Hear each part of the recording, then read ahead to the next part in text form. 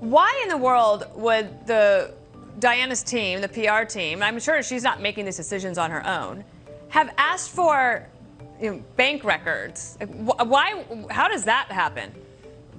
Well, first of all, her team was actually quite diminished at the time. The royal family, by all accounts, had rather cut her off, and she was left with quite a small team, her brother being the main one.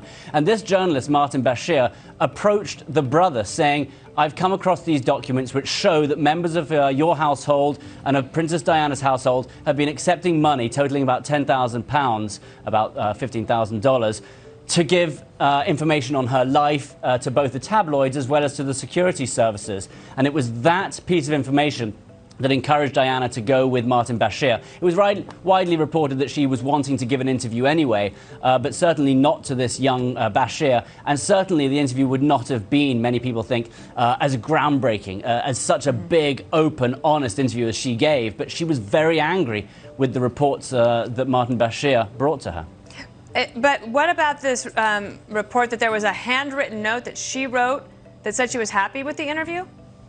Yeah, she did, and that's what Martin Bashir continually brings up. But that's because there had not been an investigation at the time. The BBC had an internal investigation which showed Martin Bashir was at fault here, but they held that. They covered it up. They didn't release it. So the feeling is at the moment that Princess Diana just didn't realise the true extent of the fraud that was played on her.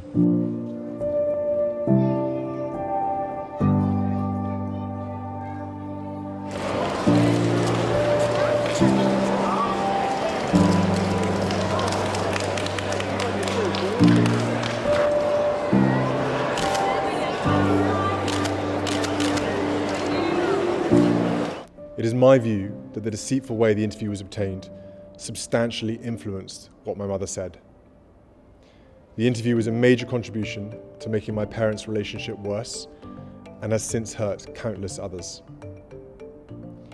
It brings indescribable sadness to know that the BBC's failures contributed significantly to her fear, paranoia and isolation that I remember from those final years with her.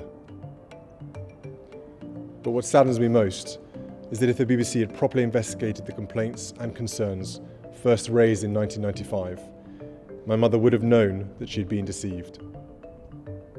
She was failed not just by a rogue reporter, but by leaders at the BBC who looked the other way rather than asking the tough questions.